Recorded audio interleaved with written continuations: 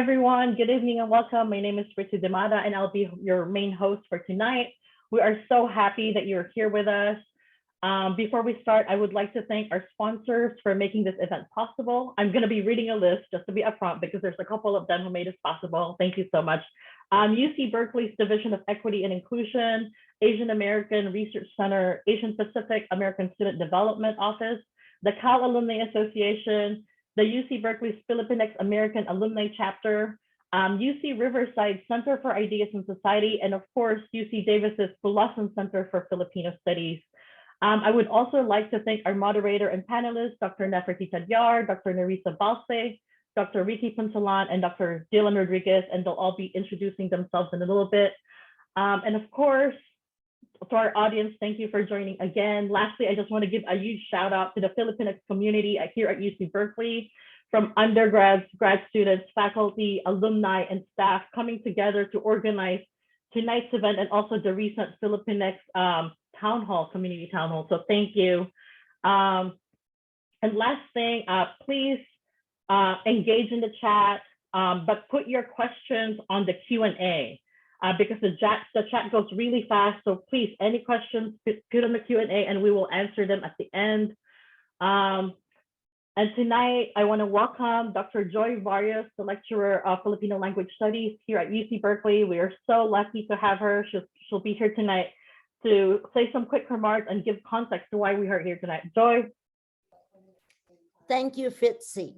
Last fall, UC Berkeley's main library held the exhibit entitled Celebrating 50 Years of Excellence, South and Southeast Asia Scholarship and Stewardship at Berkeley, 1970 to 2020, featuring works by David Prescott Barrows and Alfred Lewis Kroeber. Barrows, in his book, calls Filipinos savage, uncivilized cannibals. This exhibit overlooked the histories and violence of the American colonization of and imperialism in the Philippines. On October 28, 2022, leaders of the ASUC and the Graduate Assembly and representatives of Filipinx groups held a press conference and rally at the library steps. Students held up the following slogans: Stop colonial amnesia, stop the glorification of colonizers, expose the white supremacist history of the South and Southeast Asian Studies Department, defend Filipino classes, imperialismo ibagsak, activism is not terrorism, and join the national democratic struggle of the Philippines. Tonight, we are gathering as a community to create a space where we can discuss Filipinx American and Philippine history and the impacts of the American Empire on our lived experiences. We hope that tonight's conversation and gathering can counter this colonial amnesia or the constant forgetting of the existence of Filipinxes here in the United States and the constant erasure of our histories. More importantly, we hope that tonight's event can inspire all of us to continue to push, defend, and fight. Sumulong magtanggol, makibaka. Maraming salamat po. Thanks so much, Joy. And I just want to pass on the mic to our dear moderator tonight, Professor Nefertiti Tadyar. Good evening, everybody. My name is Nefertiti Tadyar. I'm a professor of women's gender and sexuality studies at Barnard College, Columbia University. I'm also the author of a couple of books on Philippine studies, and I'm very honored to be here and very pleased to hear our panels talk about this very important topic. So first of all, I would like to ask each of our panelists to introduce themselves, starting with Nerissa Balse. Hi, good evening, everybody. And for friends who are joining from the Philippines, I know it is Good Friday.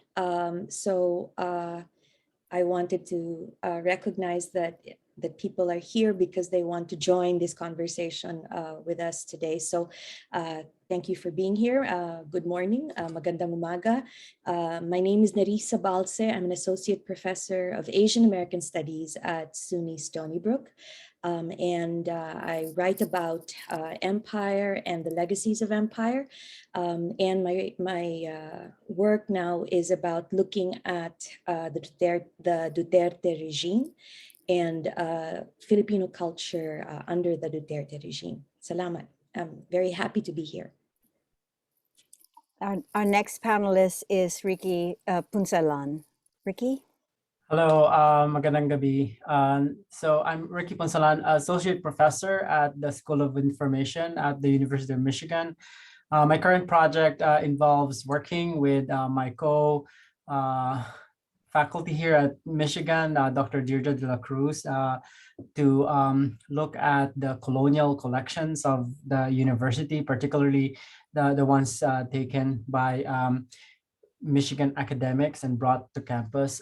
It's just like Berkeley, Michigan is a big collector of Philippine materials, and we are holding several consultative projects involving community members of various stripes, Filipinos in the Philippines and Filipinx communities and Filipinos in Ann Arbor and in Michigan and in the diaspora to look at how do we represent Philippine collections that highlight the colonial legacies of the United States. So thank you. I'm glad to be here. Thank you. And our final panelist is Dylan Rodriguez. Magandang gabi, magandang umaga.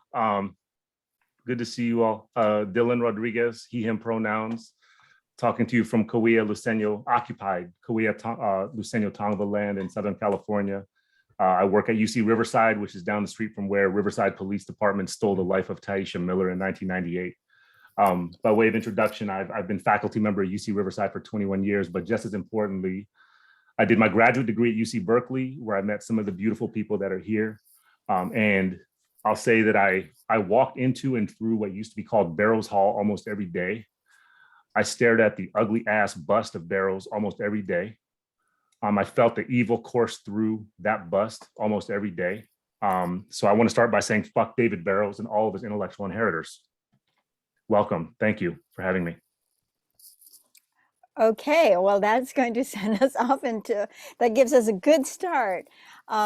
So my first question I think that I would like to ask is precisely drawing on Joy Barrios's introduction, the connections between this organized forgetting and education. So the question is, what is the role of organized forgetting in relationship to particularly liberal education in the US? As we know, the model of US liberal education didn't just simply extend to the Philippines, but actually, and we understand this through the introduction of the mass education system and so forth by the US government. But rather we can say that the liberal education itself, the model of it, issued out of this colonial history, issued out of the colonial experiment of the Philippines. Now, we normally understand a liberal education as premised on and promoting historical remembering, accounting, and so forth, freedom of thought and speech. So what are your thoughts on the relation between what was called colonial amnesia and the current problems or challenges plaguing public higher education today? And I'd like to turn to Nerissa Balse first.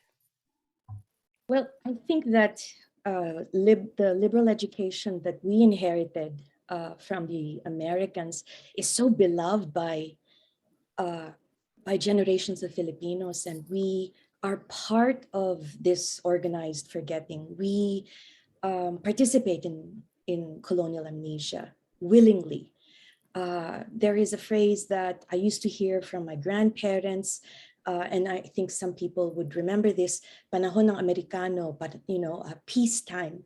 They would collapse the period after the war and constantly say that the American period was a time of peace. There is no way to talk about the violence and the horror of the Philippine American War. And my dear peer and friend Dylan Rodriguez reminded me that I too walked in Barrows Hall for many years while I was writing my dissertation as an ethnic studies, doctoral student like Dylan. And David Barrows, when I heard that there was the exhibit, I thought it would be critical. Then, of course, I thought, why should I be surprised that it would focus on the contributions of these Americans? But Barrows as a figure is central to this idea about of a liberal education. He wrote the first textbook, which described the Philippine American War as a misunderstanding between Filipinos. Joy mentioned that he used the word cannibal for Filipino ethnic groups, particularly the groups from Mindanao. The first teachers, Filipino teachers who had to read Barrows' book as young students were inculcated it was already pressed in their minds about how to think and interpret history under the US rule. And it was always about liberal ideas connected to American democracy. It was connected to the wonderful contributions of the American regime to backward primitive Filipinos. That was how he wrote his book. His book was a very romantic, very Eurocentric, very racist textbook for school children. These school children some of them grew up to be teachers. And they swallowed that whole line, hook, line, and sinker, panahon ng Amerikano, time of peace, time of progress. And so I think that we still have to do much to erase and challenge and destroy this idea of peacetime. Peacetime meaning a time of peace under the Americans.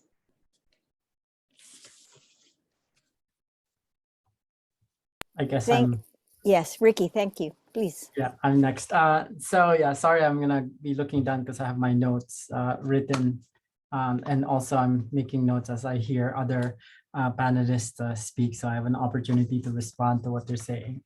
I'm a product of Philippine educational system, public school at that. So from grade school to high school to my college years at the University of the Philippines, I saw and I like this question, looking at education and forgetting, and also, what the opposite of forgetting is remembering, and what's the relationship, between what we remember and what we forget, and through our educational system. I would say, I agree with Nerissa's point about valorizing, the US, and pretty much including the Spanish, right? Like I remember in grade school, learning about history was about like the good things that the colonialists brought to the islands, right? So basically, oh yeah, the Spaniards brought Catholicism, and can you imagine this country without the Catholic faith, and then we're grateful that it's been introduced, and that's how we got into this, like the civilized world of Christianity, right? And then for the US, it's the public school system that's been inculcated in my head, without the United States taking the Philippines, you won't have the benefit of public education and learning and all these textbooks that you're reading. But however, to me, I like looking and also narrowing down, the focus on education and forgetting, because I do think that at the same time, I don't think we lack materials and particularly papers and primary sources and discussions around, what actually happened. but how come my question is, how come it's not highlighted? To Nefertiti's point in this question, how come we still forget and we don't remember? Because I do think that it's not simply a question of education. And also, it's particularly the formalized system of learning and education in the Philippines. I do think that learning is also a battle of memory or remembering and forgetting. That seems to be sometimes, yes, there's a role for education in all of this, but I think it should go beyond. I think it should go, there is such a thing as, knowledge or accountability, around memory and what we remember and what we learn. Because most of the time, I do think that even with people who went through education in the University of the Philippines, like presumably one of the most liberal spaces in the Philippines, there are still people who are thankful for the US occupation, right? So why is that? Even though they went through this liberal education, I do think it's because we haven't really been successful in the battle for memory and remembrance, and there's no space for what we feel and what actually happened and how to make sense of what we're learning in school in terms of these spaces that are outside the formalized university system and public school system. And also if you go to many of our so-called learning spaces, there are monuments to colonialism, right? The entire University of the Philippines campus in Manila and in Diliman are basically a valorization of these American colonial periods. I'll stop there because I'm beyond 3 minutes. Okay, Dylan, please. So I'm listening to the question. I'm thinking through the question. I'm listening to Nerissa and Ricky, and you make me think so deeply in this moment in real time about memory as a primary site of warfare, and a never-ending war. It's a never-ending colonial war in particular. And I don't say that metaphorically. I don't say it with multiple degrees of abstraction. I say it in the most material and abstract way simultaneously. That's what memory does. Memory is central to the way wars are waged. It's central to explaining why it is that Filipinx people all over the planet live inside the violence of the U.S. conquest to this day, right? To this day, the memory is a site of warfare. Knowledge is a site of warfare. The problem is not merely one of forgetting. It's not reducible even to amnesia, but I think it's also necessary to identify the violence, the war, at UC in particular, University of California in particular, as how a certain kind of memory gets produced and legitimated. That we have to think about the practices of remembering, how these practices of remembering become part of a violent, ongoing colonial infrastructure. And that's what the University of California is. We can never forget that the University of California, from its foundation to the present, has always been an infrastructure of colonial power, from conquest to the present tense. So when we think about memory as a site of war, there are so many examples to draw from, again, in real time, the ongoing right-wing repression of what they call critical race theory, right? Which is really a war on Black studies. It's really a war on gender and sexuality. It's really a war on anything that is, non-normative to the kind of patriarchal, white supremacist and anti-Black curriculum of public schooling. That is an actual war. These people are ready to throw down, and they commit all forms of low-intensity violence against the people who want to advocate for teaching that kind of critical work. There's also the ongoing war on education curriculum about Palestine. Anytime we mention Palestine, particularly in university settings, we face the most heightened forms of repression, repression, death threats, etc. So the celebration of David Barrows at UC Berkeley and other places is inseparable from these forms of war making. So I just want to say, I'll finish these opening comments of mine by saying that the colleagues at UC Berkeley who were complicit in sanctioning or even tolerating that Barrows exhibit, I'll just say that you should be embarrassed of yourselves. I won't say you should be ashamed, because I figure you probably don't feel shame if you're willing to be that close to Barrows in the first place. But it's a complete embarrassment to you and the institution that you tolerated and sanctioned that exhibit. So yes, I think we have to understand that these liberal institutions, including and especially public universities, these liberal institutions are colonial institutions, and that's paradigmatic. Thank you, Dylan. I want to pick up on that because, in fact, sometimes we say, in spite of the liberal education, we forget.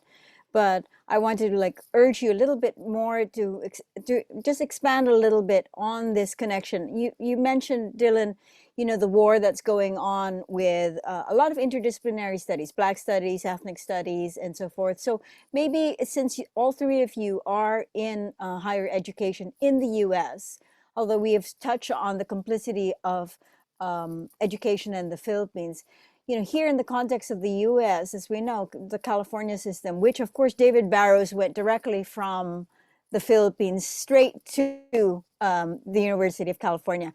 Could we talk a little bit about higher education here in the US as this site of war and as the site of, organized forgetting, or can anybody want to respond also to each other on this point about liberal education and forgetting? The fact that, of course, we're here together because it was the university that mounted this exhibit, right? It wasn't an outside, private, other institution. It was within the halls of the very liberal education that was the result of colonialism.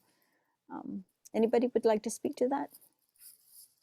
Can I just, add, I work for the University of Michigan, which is another, a space. I do think that, I think where we're headed now is basically not just acknowledging the complicity of our university systems in the colonization of the Philippines and forgetting that colonization happened, but also becoming, instead of, what's interesting about this whole conversation is on one hand, we value liberal education, right?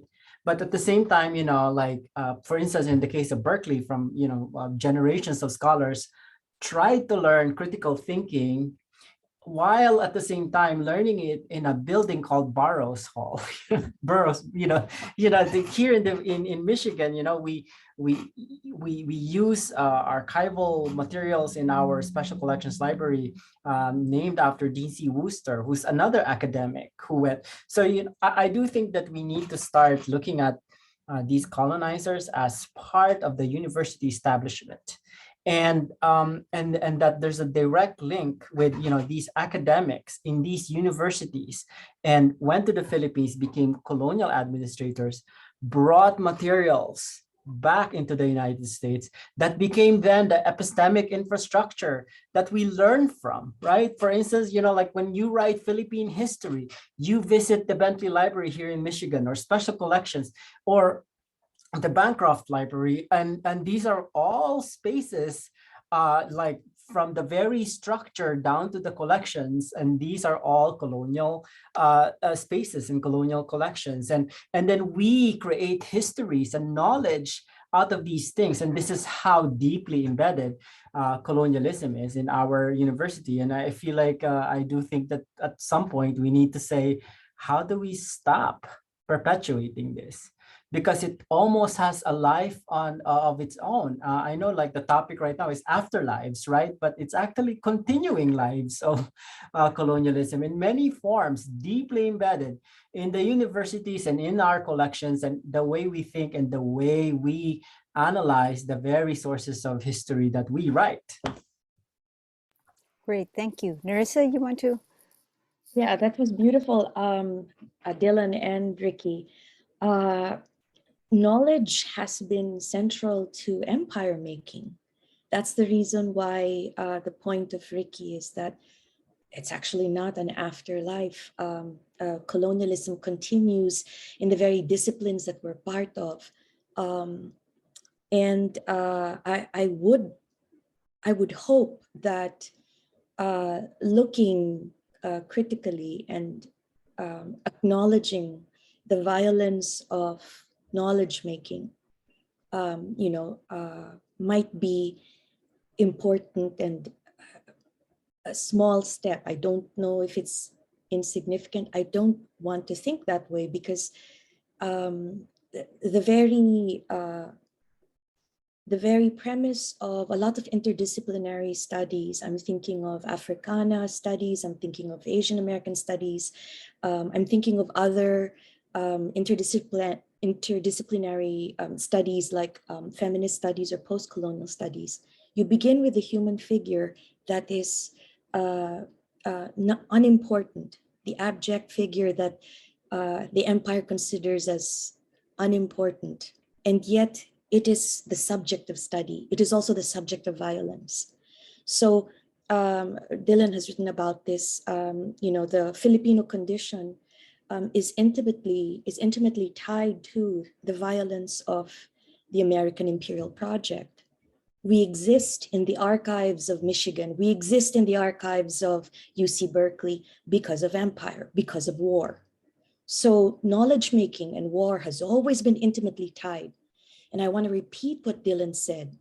The scholars who supported that egregious and really fucked up, exhibition on the grand men, the famous men of Berkeley and the famous Asianists who started the field of Southeast Asian studies, in Berkeley. You should be aware that you just continue to perpetuate the violence of empire. And, that's on you. Dylan and I have talked about this before. Blood is on your hands. And that's something that I think they don't care about or they're not ashamed of. Thank you, Dylan. Yeah, really, really quickly. First, I want to acknowledge and honor and express gratitude for the fact that we've started this conversation from the premise that the university and University of California, for that matter, the University of Michigan, in particular, are colonial sites and engines. I'm just really thrilled that we start from that as a premise, that we don't have to work through proving that here. That they're colonial sites and engines because they are think tanks, they're research centers, they're training grounds for officials, for bureaucrats, for planners, and war makers. I appreciate that premise.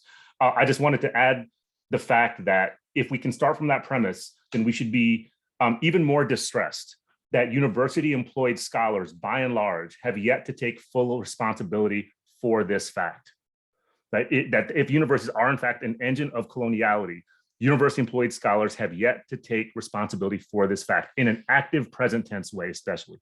I think there's gestures of coming to terms with certain forms of colonial and imperial entanglement, but they tend to be compartmentalized and disavowing, meaning that's how we used to do shit. We don't do that no more, right? Like, I mean, it's like that. No, this is exactly what the university is. We have yet to really find a way to build a block to disrupt that and to come to terms with it.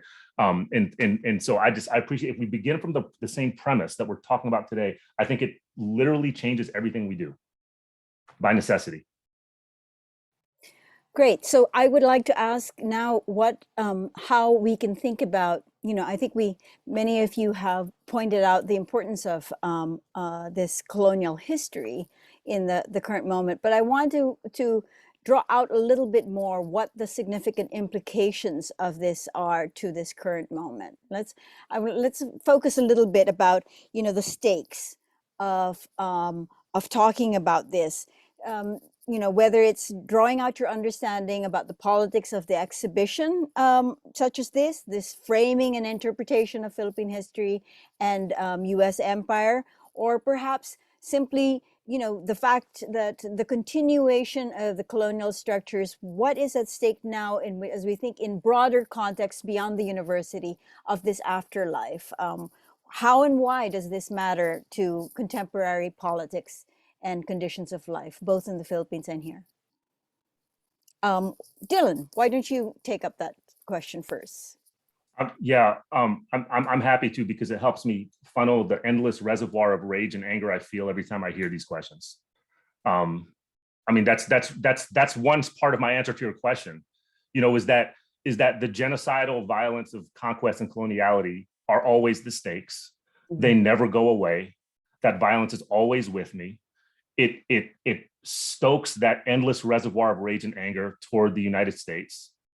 toward the entire civilizational project that enabled that conquest, that brought me to this wretched fucking place, that put me in a place like Berkeley and made me, what I am now. So I appreciate this question because it helps me understand over and over again how important it is to do more than just process that endless rage and anger, to do more than just process the violence that constitutes so many of us, that we actually need to weaponize it. And I mean that in the most generous and dynamic interpretation of the term weaponized. I think it needs to, I think this endless way in which we are coerced into living with this violence needs to be weaponized intellectually and otherwise against the colonialists, against the neo-colonialists, against all of those that are complicit in the civilizational project. Which is to also say that the stakes are also this, colonial power, if that's what we're going to talk about in its infrastructure, whether it's the university or something else. Of course, it always requires rigorous analysis, confrontation, and critique. However, the stakes of doing that work, analysis, confrontation, critique, are if we're interested in the possibility of a liberated and decolonized futurity, right? If that's what we're interested in, some of us are not. All right, so let me just say, I don't assume all of us are interested in that. I'm desperate for a glimpse of that. Okay, I don't know that I'm ready for it, but I'm desperate for a glimpse of what it would be like to be able to be near, intimate with a liberated, decolonized futurity. So if that's what we have an interest in, if that's our commitment, including an epistemic futurity, right? If our knowledge, our way of knowing all that, then analysis, confrontation, critique are actually not adequate. That colonial power, and here's the stakes, Nefertiti, they actually require destruction. And I want to say that unapologetically, and this is something that I say as somebody who identifies for a long time as an abolitionist. A lot, myself, many colleagues, comrades in abolitionist struggle are constantly talking about how abolition is a creative, constructive presence, right? We're always saying that. I want to come back to the fact abolition also means you have to destroy things. You actually have to destroy things, no different than artists when they are making stuff, destroy things as they create, right? So destruction is a necessity if we are going to be confronting colonialism and coloniality and colonial power in any meaningful way. Destruction is what allows for possibilities for creativity and flourishing, and for that matter, the kind of futurity that I'm interested in being near and with. Thanks, Dylan. Please feel free, Narissa and Ricky, to chime in. I wanted to take up Dylan's call about the necessity of destruction, and I think that he's absolutely right. I think that destruction could be many things. What it could mean, and I like how Dylan said that we need to weaponize this recognition of the violence of coloniality, and it has to be different ways. And I think that we saw some glimpse of destruction as a creative thing when we saw Black Lives Matter activists who demanded for the destruction of statues that were part of the history of slavery. Of course, there were other actions that were done by BLM activists. And I think that when I was watching and paying attention to the arguments of these activists, I was trying to think about what would that look like for Filipinx studies? What would we destroy? What would we change? What would we abandon? So I think that's a beautiful thing to think about, rejecting, destroying, overturning everything that we thought about Filipino studies, Filipinx studies, or Filipino American studies. So I have to be honest that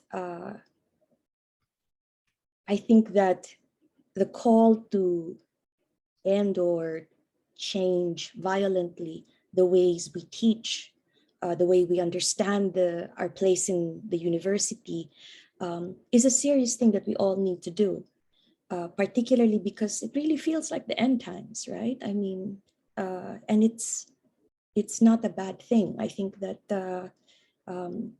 it's important to think of endings so that there could be new beginnings, I think. Yeah, this conversation reminds me of this book I read last year. It's called Potential History and Learning Imperialism by Ariella Azule. And I do think that, how do we unlearn imperialism? How do we unlearn it, right? Like one of the things you have here is, memory, and, all these devices that we created, or universities created, as a way for us to keep remembering and valorizing and worshiping colonial actors. And perhaps, like, for instance, one thing that, I don't know if it's widely known, but Ferdinand Marcos got an honorary Doctor of Laws degree from the University of Michigan in 1966. And it's one of those things where, like, gosh, I'm in a space. I work for a university that not only basically saw the Philippines as a kind of colonial project. It's a University of Michigan project, creating all of these knowledge structures and infrastructure, the legal system and all that in the Philippines, and then bringing collections here, and then furthering the colonial infrastructure by bringing Filipinos here to be educated. I often tell my students, it's almost like I say 100 years ago, this is not possible. Filipinos came here to be civilized, and now I'm a professor and I'm teaching, and I'm, and I do think that part of this is us persisting and thriving in our respective universities and never giving up. I admire Dylan's passion and candor. I wish I have the same kind of, spirit. I'm angry, but as you all know, we all show our anger in different ways. But I often share that frustration and anger. I often go to university spaces and I see, oh my gosh, at these steps, I would remember Marcos was given this kind of honorary degree, and now people are using all these so-called credentials as a way to show to people back home in the Philippines as how great this president was, and all of these things. So I do think that, all of these complicity need to be examined. One way is, I would say, is, this notion of epistemic justice or epistemic injustice. The opposite of it is like, particular people being given their dignity as knowers, as people who witness certain things. And I do think that, in organizing events like this, it puts the spotlight on Filipino scholars as knowers, as, and our knowledge is actually worth pursuing. And for us to provide, the many paths to basically unlearning imperialism. And because, I do think that that's the task at hand here. How do we unlearn imperialism in the very specific places where actually these imperialistic knowledge are continually being recreated? Thanks, Ricky. In fact, I'm very glad that you brought up the Marcoses, because, of course, we are now facing the same kind of suppression of history as we approach the Philippine elections, as the son of the son of the former dictator is now up for president.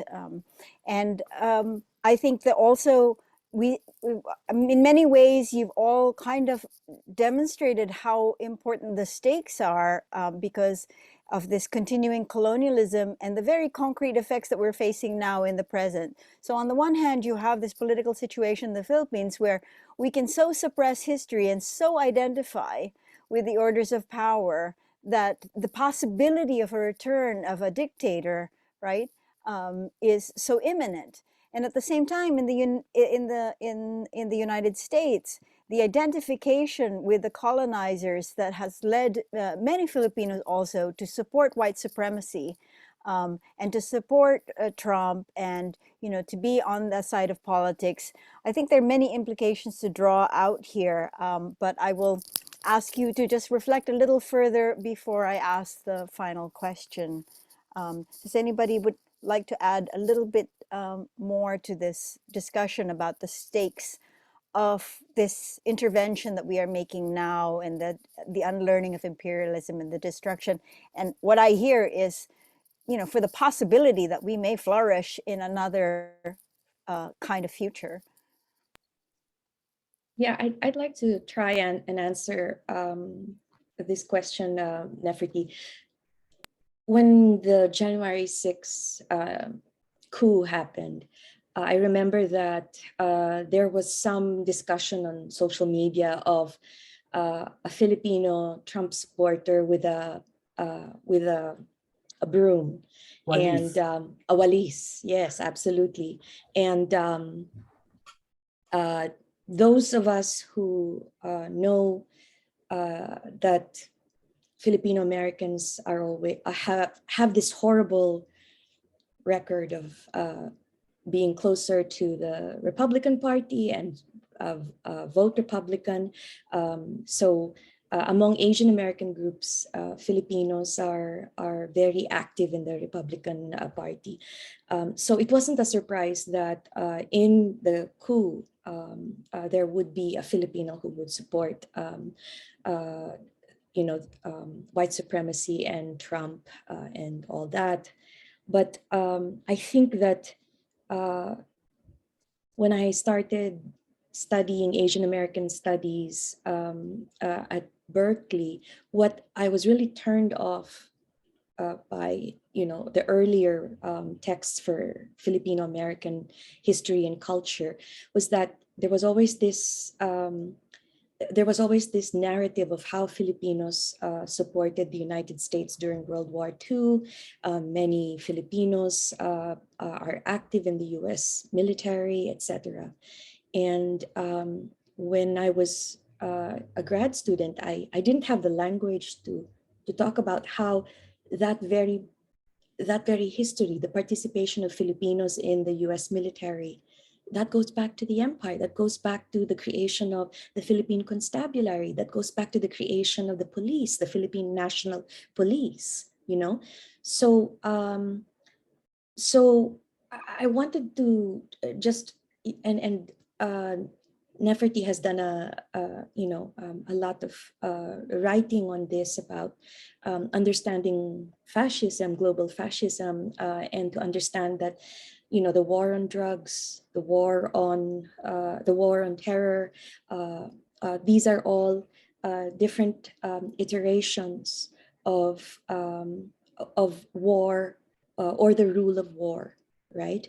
And Filipinos have learned their American lessons so well, which is the reason why anti-communism is very much a part of Filipino culture.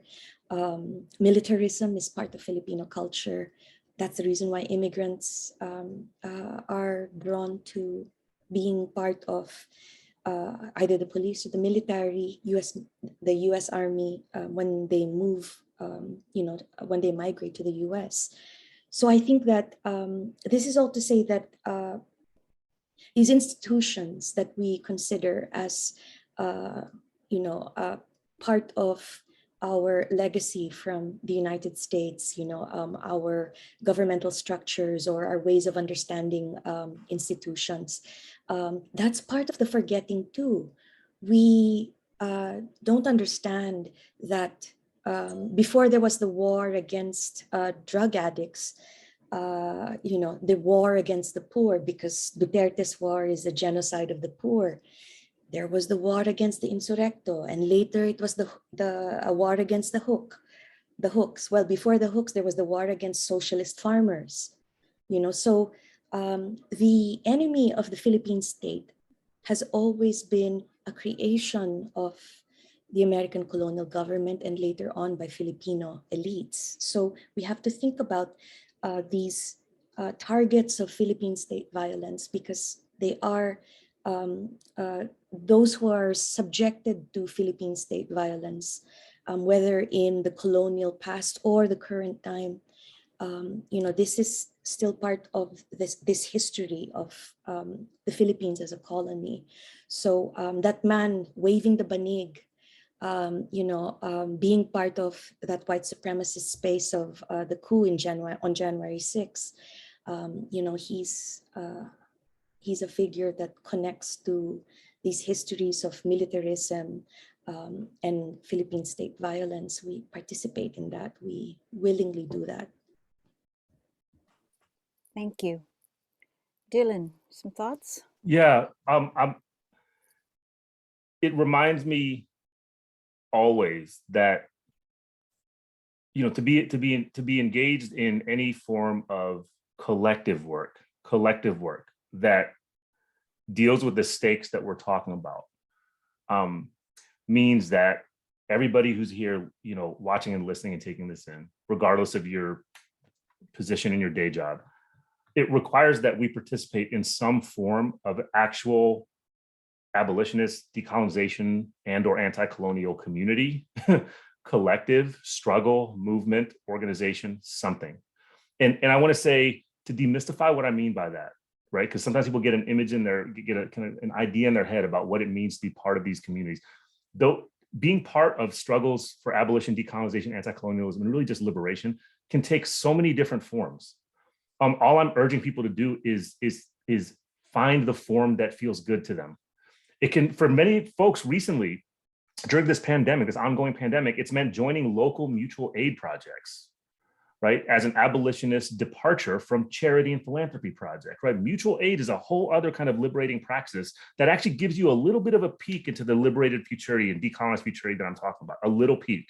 It's not the final be all end all solution, but it gives you a peek.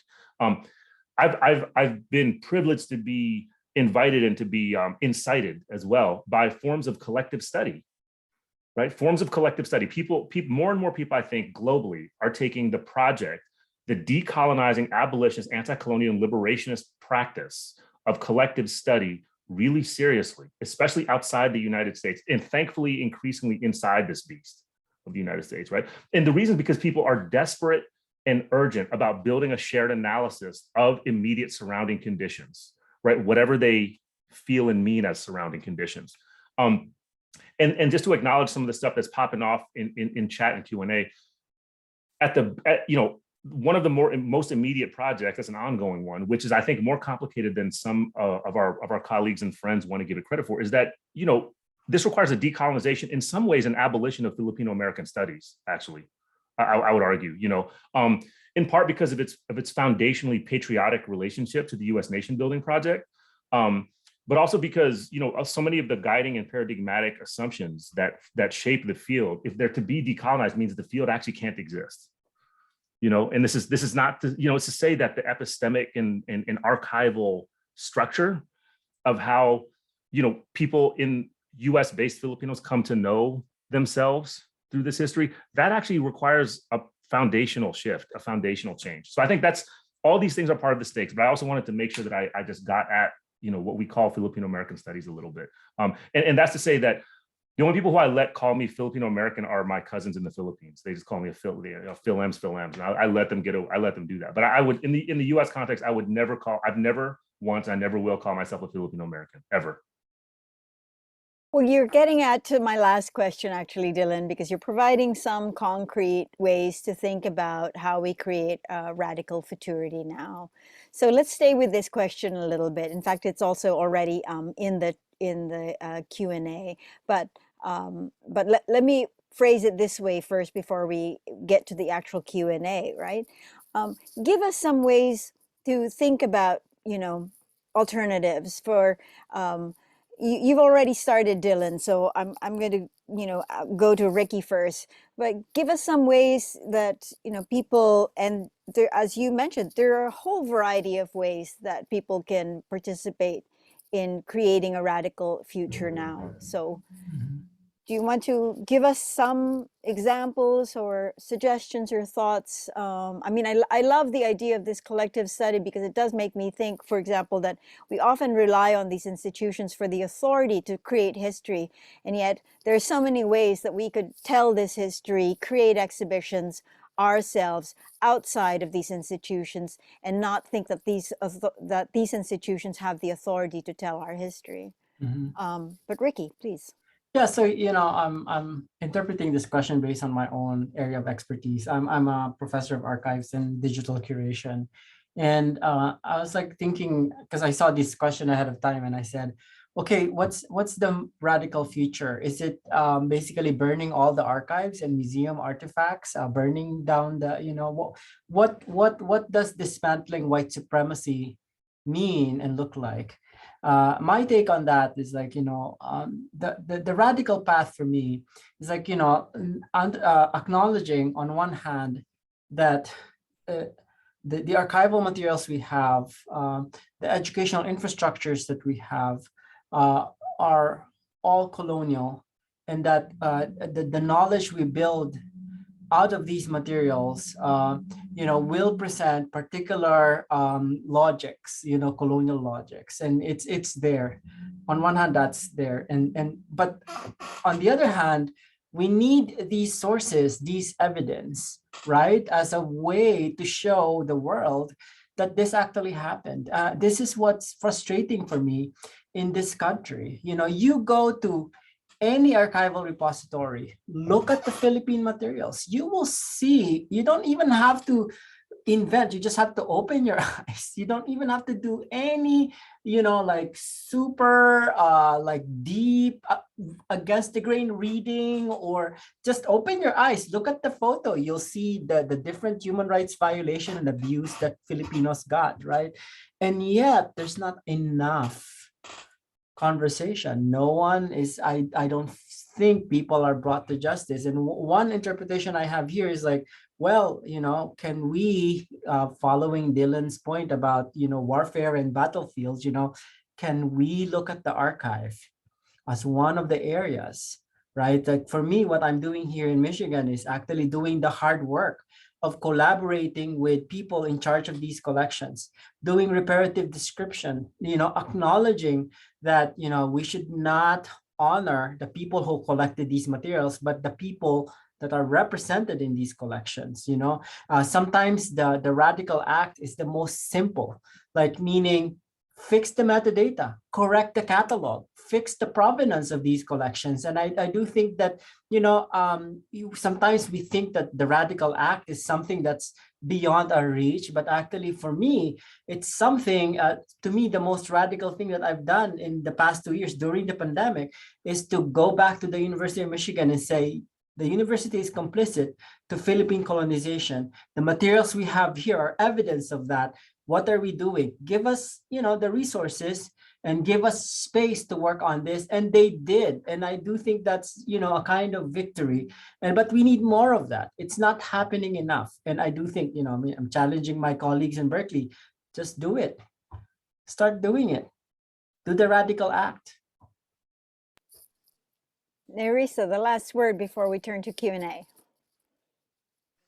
And I know Ricky as an archivist, and how he has this very, very critical approach to reading. And I think, going off of what Ricky just said, I think the radical act is also learning how to read, learning how to look. So I'm really angry at how there are some art historians or art study scholars or photography scholars, some cultural studies scholars, who say that you should be suspicious of a text. You should be, you shouldn't, take seriously the visual or what you see, but I think that the first act of looking is necessary and important. I echo what Ricky said. I don't believe in burning the archives. I believe in letting the archives be accessible to everybody. Look at the horror. Look at our history. This is our legacy. This is our dark patrimony. We own those artifacts in Michigan, in Berkeley, in the University of Chicago. We can make an entire list of all the American colonial officials who were presidents or educators in their universities after their Philippine stint, their Philippine years, and they moved back to the US and they became Philippine experts. We should look at these images and texts, because that's how we can dismantle. I believe reading and engaging with these violent materials is part of the first step in decolonizing the archives. Thank you so much. I want to make some space for the people in the audience and the questions they've brought. And I might just, Fritzi, should I just go ahead and read? I'm seeing them right now. Yeah, go ahead. Okay, so this is a question from Ellen Ray Cachola. How do you deal with working class and migrant Filipinos who are intimately tied to settler colonial industries in the Philippines and abroad for livelihood and material survival? How can we understand their positionality and agency, not as those Filipinos who are not with us and should be destroyed, but as Filipino peoples who have a particular insight that we should consider about how imperialism unresolved evolves into settler colonial dependencies? Who would like to take a stab at that? Hard. That's a hard question, and that is a real question, because these are our members of our communities. These are the migrant workers who might not be in the spaces that we're in because they are working class. Their desire to survive the conditions of their lives unfortunately demands that they willingly join or become part of the US Army, right? In the Philippines, to survive or to escape poverty, you become a cop, you join the Philippine National Police. I think that understanding class and migration, the history of migrants to the US, or just the global diaspora, I think that this is another way for us to complicate how we think of Filipinx studies or Filipino studies. I think that this is a way that we can do away with that narrative of patriotism, how we are the good little brown brothers that willingly help Uncle Sam. We are forced to be part of Uncle Sam's military industrial complex because of the conditions in the Philippines.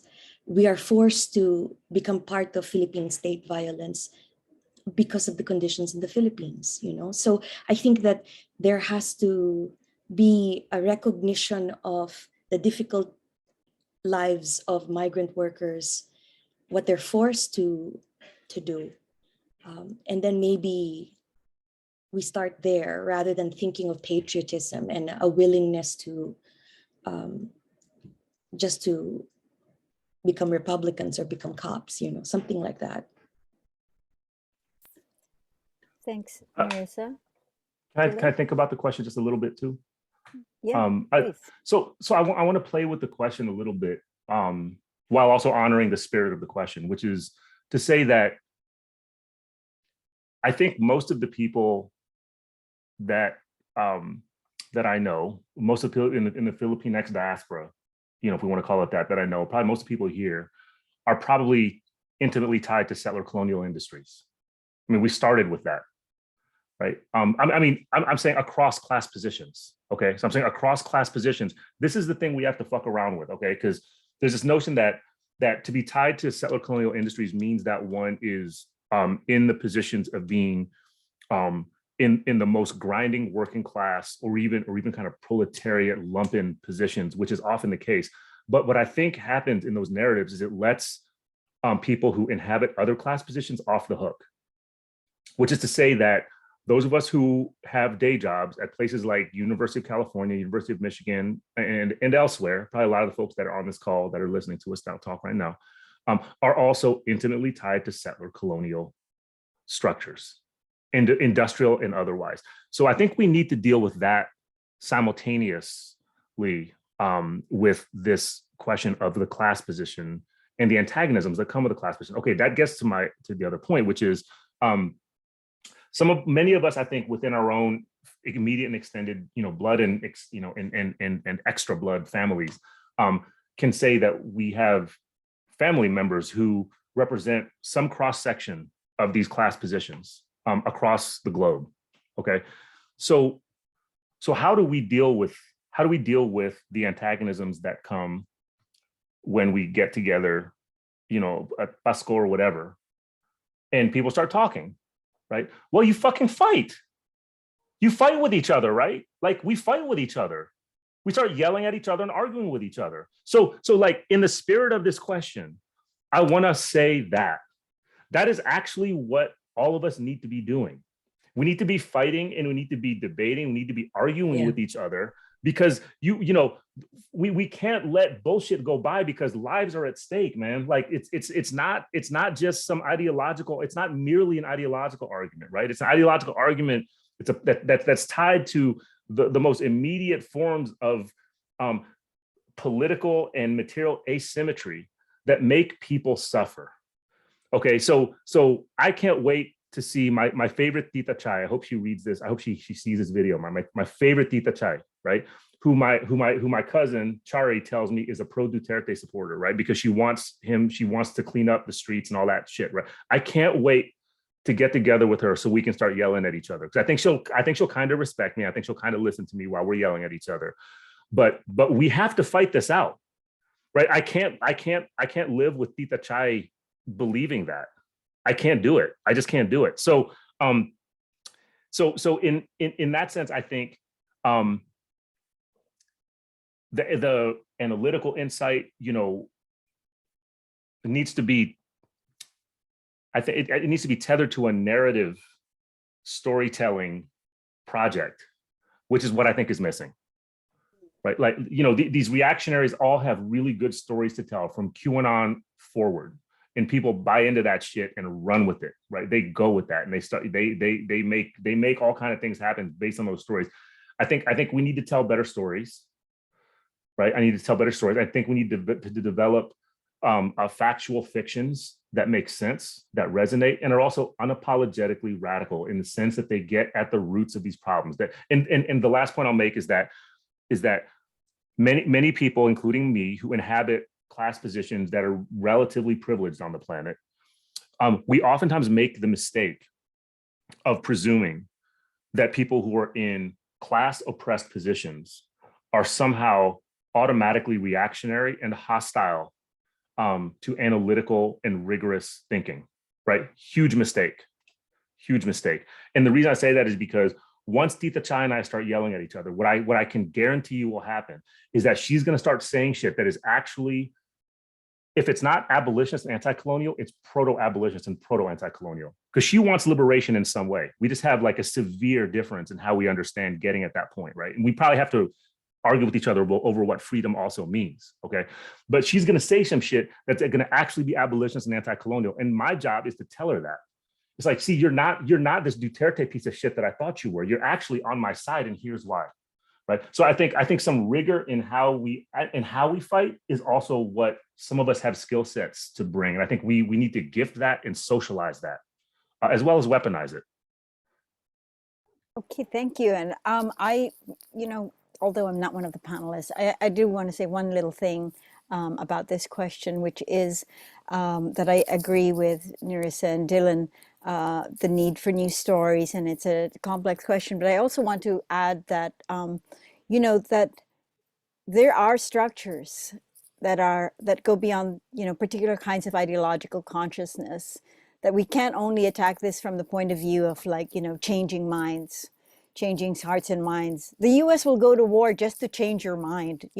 I mean, there's a lot of material force behind the changing of minds. So we do want to think about those structures within which people are forced to live. But the second thing I want to say also, which is in keeping with what Dylan just said, is that what people do for survival isn't only capitulation, that they bring with them, and our people have many instances of certain kinds of affective, cognitive, social forms of intelligence and aspiration that perhaps get subsumed underneath all of these ideologies of empire and identification. But they are there, and it's up to us also to recognize our strengths and to parse out the socialities of survival that people have.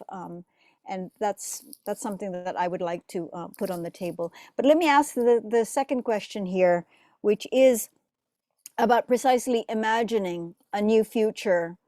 And here I'm going to collapse two questions because they are about the university. Actually, the last three questions are about the university. One question by Sunita Mukhi is, please help us imagine a new future of Filipino American studies. Paint us a picture, who shall speak, represent Filipino history. That's one question about education. And the second one is about suggestions for decolonized educational strategies for those in the STEM fields in higher education. So on the one hand, Phil-Am studies, Filipino studies, Philippine studies. No one's actually talking about area studies, Southeast Asian studies, right? And then STEM fields where many folks are also in. And then there's a more specific question about what should UC Berkeley do? So I'll save that to the end, but can any of you address Filipino American studies or decolonizing STEM fields? I'm happy to get started on this real quick. And this is my way of propping up. It sort of is an answer mostly to the first question, but maybe it's related to the other two as well. I was very privileged recently to be invited into conversation with the first full-fledged devoted abolitionist organization that's Philippines-based that I know of, called Abolición. I'm going to put the links in the chat in just a second. But I think about groups like this, who are actively undertaking the work of carceral police abolition in the Philippine context, who are reading and studying deeply, who are working with, who are trying to work in some kind of responsibility and relationship with the Black radical abolitionist tradition, which is something that I spent time talking to them about, and is dead serious about making direct interventions on every level of politics, from municipal to national and beyond, and wants to build movement by way of global support for their work as Philippine-based abolitionists. So when I think about that first question about this futurity, right? This futurity around study. I was called the futurity around Philippine study. Okay.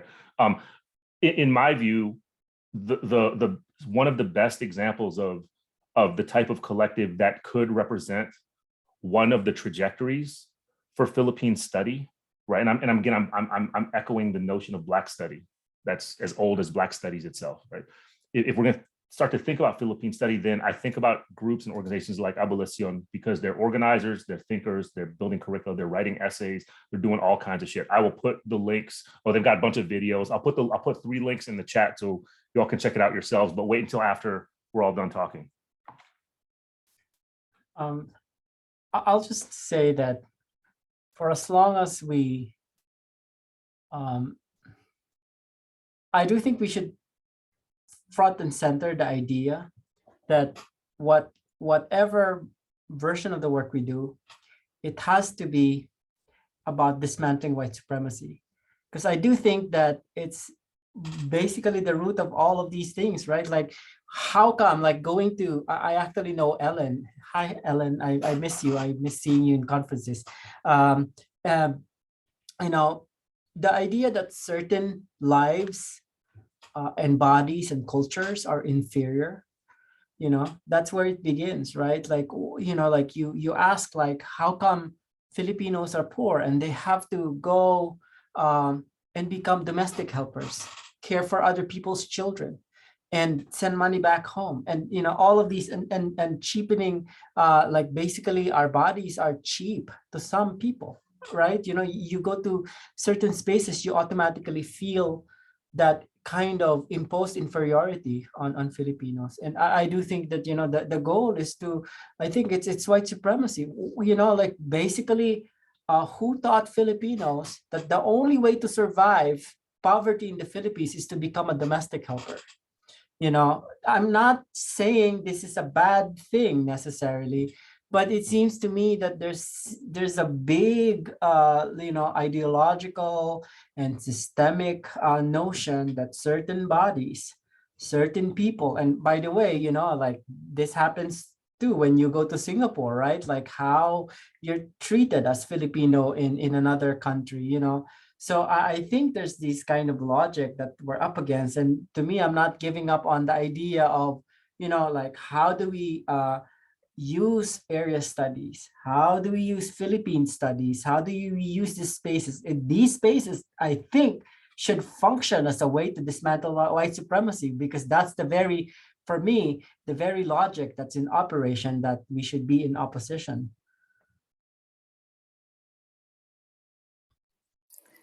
I don't Thanks. Okay. know. Okay, Nerissa? Yeah, I wanted to mention that the new future that Sunita Mukhi was asking. Hi, Sunita. We're very good friends. Sunita Mukhi was asking about what the future would look like for Filipino studies, Filipinx studies. I think it's beginning now because when I started as a graduate student, I remember this story. I say this all the time when I'm with other Asian Americanists and Filipino studies scholars. There was an undergrad who told me that sumalangit nawa, rest in peace. Ronald Takaki once said that 1898 has nothing to do with Filipino immigrant history. And I didn't believe that because, of course, he wrote a book on the 19th century. I didn't think that that was true. But whether Takaki said that or not, I know that, as Dylan will attest, there are scholars, there are community members who think that a discussion of empire is not necessary or important in understanding Filipino migration history. So I think the future is here. I think it is beginning. I'm very excited about this Philippine-based abolitionist group that is looking at the Philippine police as a colonial institution.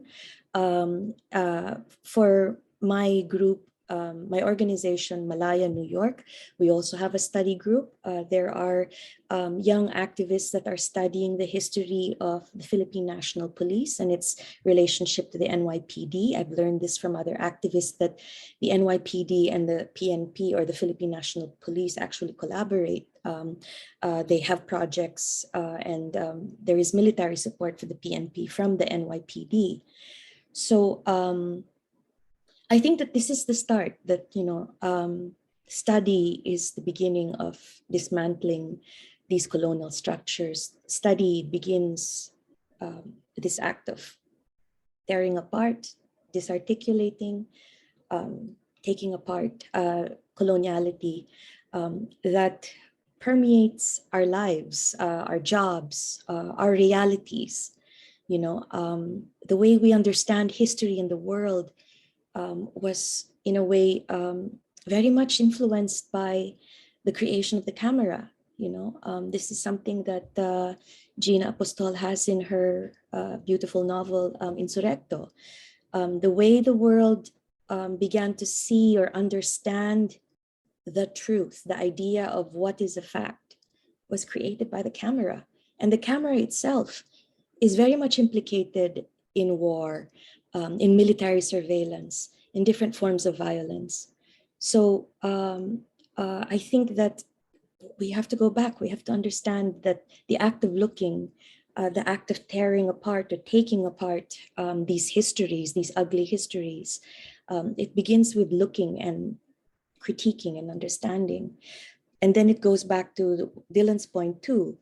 We have to be in community. We have to be in conversation. We have to have these battles and a fight with each other, our loved ones, the members of our communities who are very much invested in institutions like the US Army or American education, or the idea of middle classness and whiteness.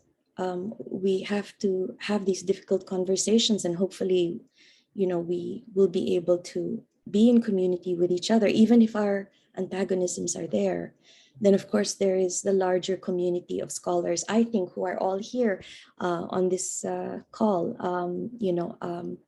It begins with us. It begins the project of dealing with white supremacy and coloniality, the violence of coloniality. It begins with us and the work we do, the research and the teaching we do. Yes, so can I just say something about the STEM education? Because I do think, it's actually Yes. very important that we acknowledge that question. Yes. It's a struggle. Like in my own work here in Michigan, for instance, often you talk to some people in the sciences, and even in the collecting in the sciences, for instance, people who collect snails and ferns and all of these life forms that are in museums in this university. And then you go and you say, we need to decolonize this. And then they start saying, well, we got these legally. We are following certain scientific procedures. And then you say, well, how did you start collecting things? What made it possible for you to even collect that and name that and be part of the collection university? It's colonialism. And I think that's the hook, right? That there's no neutral scientific work. What got us into deep social problems right now is social media, right? The Duterte administration was made possible by Facebook. The computer scientists and the engineers, the technical people that we produce in our universities, I do think that, even like, for instance, policies around public health, look at the history of public health in the Philippines and how it's, and my earlier work, actually, I was doing research on the segregation of people with leprosy in the Philippines, and how it was an American policy that allowed the segregation of people because of their disease, right? In the Philippines, and it was easier to experiment on Filipinos on experimental treatment of leprosy because they couldn't do it here in the United States, So, these policies and scientific procedures are not neutral. They are also built in many of these colonial, and I do think that, that's when area studies, the humanities, and history will matter, right? Because you can begin to unpack the problematic nature of the sciences that we often valorize. Thank you, Ricky, for addressing the STEM question and the politics of the sciences and scientific knowledge production. In fact, the only thing I would add to that is that the part of the politics of certain kinds of sciences is to diminish the epistemologies of indigenous and native peoples, our own epistemologies and our own ways of knowing, and to consider these inferior. And I think there's a lot of native science studies and feminist science studies are showing us the forms of epistemology that we are actually ignoring because we assume them to be inferior to science, and science itself is actually extracting and drawing on those very forms of knowledge production of natives, and that has been the history of science. So I feel like we are at 10:23. And there's so many more questions on the chat. I hope we are going to get a record of them and share it with you. But I feel my job is to turn this over to Fritzi once again. And I would like to personally thank the three of you for really such a provocative, illuminating, and inspiring discussion. So really, thank you. I was honored to do this, and I'm so honored to have you all speak on these issues. Fritzi?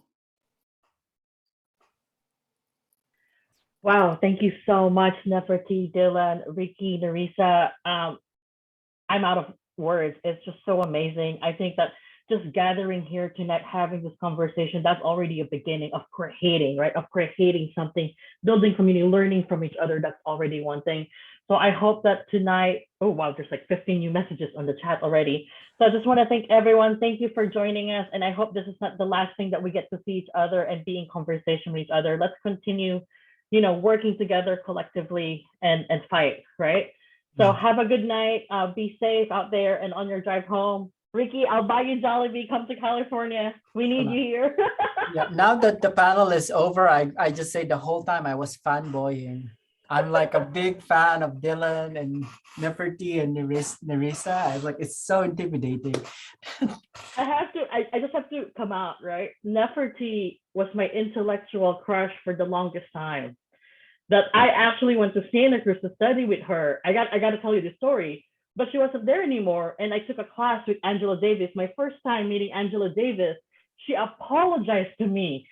She was like, Fritzi, I am so sorry that Neferti is, and she doesn't know this. Angela doesn't know anything about me wanting to work with Neferti. She just knows like I'm a, Philippine American Studies scholar. And she just, the first thing she tells me, as the first time I meet Angela Davis, she's like, I'm sorry, Neferti is no longer here. And I was like, oh my God, Angela Davis is apologizing to me. Why are you doing this? But, I just want to say that, like, and Fritzi, you told Angela, right? You said, Angela, you're no Neferti. Next time I see Angela, I'm going to tell her that. Angela, you're no Neferti, Fritzi said. Oh, Dylan.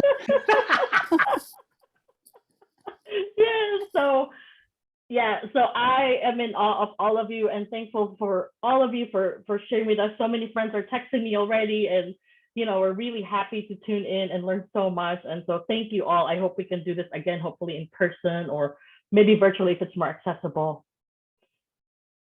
I think Neferti was speaking. I said, are we still live?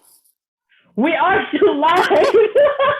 This is the green room. This is the green room. This is the Patreon. This is the Patreon green room. This is the benefit of staying on. Exactly. Yeah. There's still 65 participants. See? So I know I was amazed. There's like 50 messages on chat. I'm like, what? Well, thank you, Fritzi. Everybody's saying thank you, Fritzi, for getting us all together. Thank you, Fritzi. Thank you all too. Really appreciate you all.